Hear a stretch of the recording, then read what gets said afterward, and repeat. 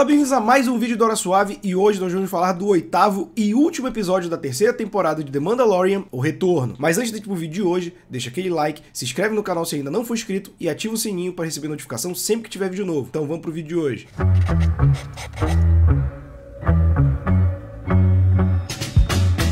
Começar falando do título, obviamente o Retorno está falando do planeta Mandalore, dos Mandalorianos, né? A gente já comentou aqui o quanto tem canais que apontam como essa jornada do povo de Mandalore remete muito à jornada do povo judeu em tempos bíblicos. Tem canais gringos falando um pouco melhor, eu não tenho tanto conhecimento da cultura judaica para fazer essa análise, acho que mereceria um vídeo maior. E o último episódio, ele entregou muita ação e poucos easter eggs, mas isso não é necessariamente ruim, né? A gente tem toda a trama da batalha do Moff Gideon com os Mandalorianos, as cenas que funcionam, né? Você tem os Mandalorianos trabalhando em grupo, brigas no ar, uma nave gigante caindo, bombardeios e assim. O que mais me impressiona é que esse episódio teve muita ação, teve muito efeito especial e todos eles se mantiveram. Quando você para pensar que é uma série de televisão, né? Uma série de streaming, mas você entendeu, fica melhor ainda. Eu fiquei bem impressionado com a qualidade desse episódio, porque a gente tem certos momentos em que em alguns episódios o efeito não é tão bom e aqui manteve-se alta qualidade durante muito tempo. E falando das referências, coisas que a gente nota, né? Esse esconderijo do Moff Gideon, em que ele tem os Dark Troopers lá aguardando, lembra muito aquela batalha do Darth Maul com o Qui-Gon Jinn e o Obi-Wan Kenobi em Ameaça Fantasma, né, que tem aqueles escudos que acabam sendo a ruína do Qui-Gon Jinn, deixando o Obi-Wan vendo o mestre dele morrer. E a gente tem o tanque de clones, por exemplo, do Moff Gideon,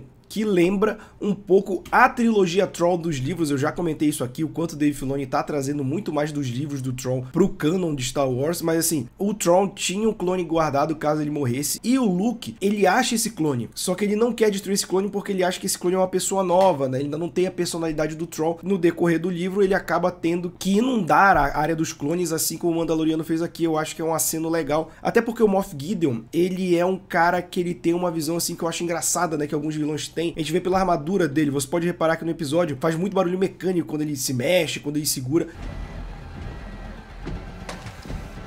Então ela é uma armadura aprimorada para ele ter super força, para ele ter mais resistência, assim como os clones dele seriam isso, né? Para você ter o melhor de tudo. Então ele quer fazer tudo artificialmente, né? Você tentar emular força, que em teoria é algo natural, que todo ser vivo tem, mas que nem todos são sensitivos a ela, mostra que o caminho dele como imperial era para tentar conseguir as coisas à força. E eu acho legal que ele seja essa grande ameaça antes do Tron aparecer em live action, mas a gente vai falar disso daqui a pouco. A gente tem uma cena belíssima também, quando o Cruzador Imperial cai dentro da base, né, e aí o Grogu protege a Bo-Katan e o Din Djarin, que aí ele faz aquele escudo com a força. Ele já tinha feito isso na primeira temporada, então uma cena não é um deus ex-machina vindo do nada. A gente já teve a Guarda Pretoriana, que é um momento legal também, do Din aparecendo, a Bo-Katan ajudando. A gente tem a destruição do Sabre Negro, e aí vão algumas interpretações, né, tem caminhos que vão pro lado... A destruição do Sabre Negro também destrói esse mito do Sabre Negro, que por muitas vezes mais atrapalhou o Mandalore do que ajudou, nesse lance da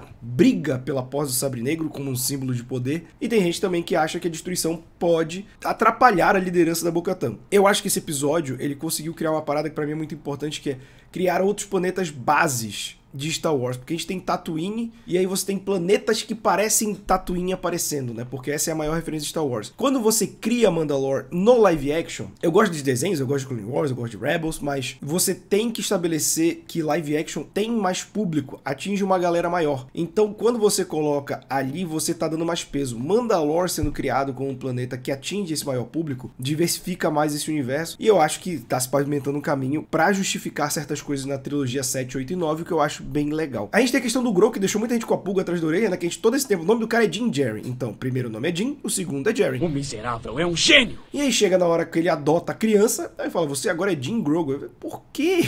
Nenhum outro Mandaloriano usa o sobrenome na frente. Bo-Katan Kryze, o sobrenome dela é Kryze, a irmã dela era Satine Kryze, sabe? O pré-Vizsla. Então o Vizsla é o sobrenome dele, porque o antecessor dele era o Paz Vizsla. E tem o Tari Vizsla, que era o cara lá do Sabre Negro. Então não faz sentido nenhum isso. Acho que foi mais um aceno do Filoni do favor de querer fazer o Mandaloriano ser um western barra filme de samurai, né? Já que no Japão você se apresenta com seu sobrenome primeiro. Son Goku, Son Gohan, esse tipo de coisa. Mas fica muito desconexo, cara. E a gente tem um final muito bonitinho, né? Ali o Mandaloriano criando seus porcos, a criança, né? Sombra e água fresca, que é o final que todo mundo queria ver. Você teve muita fofoquinha do Pedro Pascal querendo sair da série, o que não acontece. Ele falou que por ele fazia Mandaloriano o resto da vida e o Dave Filoni quer continuar, as filmagens já começam esse ano. Mas a gente tem que falar sobre as teorias desenvolvidas a partir daqui desse episódio, porque a gente já imaginava que teria um outro traidor, acabou que não teve, pelo menos por enquanto, que eu fiquei feliz. Eu acho legal que a Armeira não seja a grande traidora, porque isso ia por água abaixo tudo que a gente viu até agora, já que ela era líder até ceder pra Bo-Katan. Acho que isso enfraqueceria a Bo-Katan como personagem. A gente tem uma teoria que eu acho interessante, mas eu também acho que poderia ser alongar demais, de que esse Moff Gideon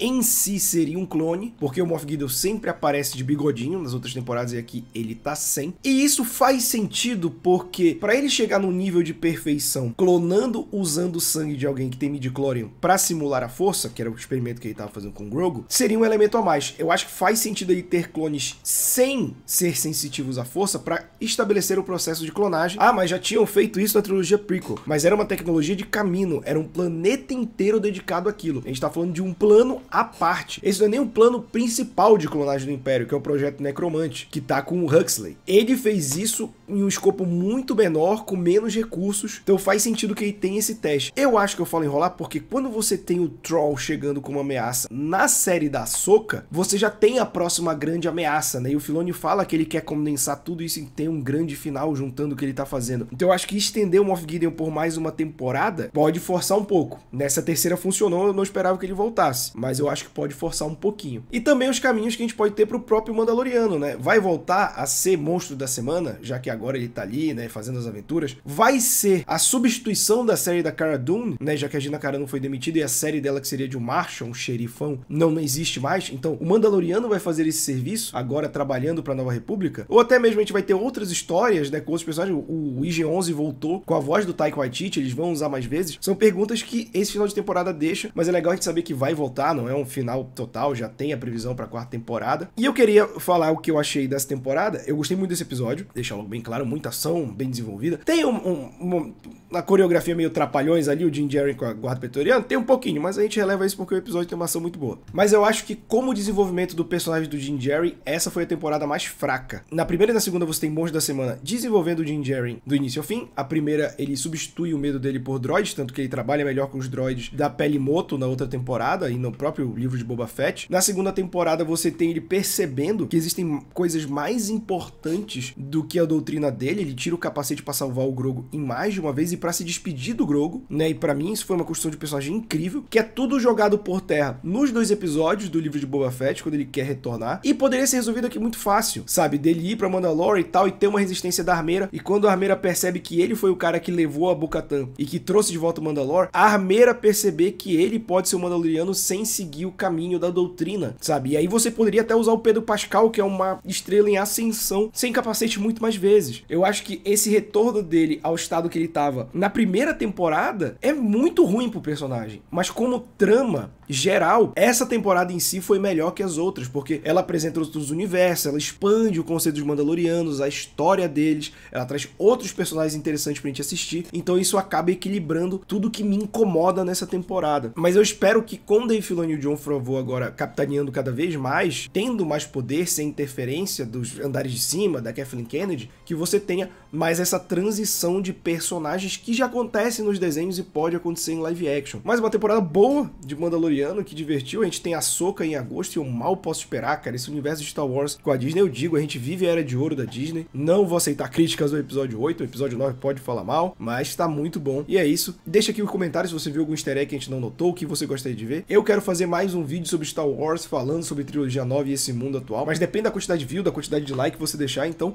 compartilha com os amigos e até o próximo vídeo.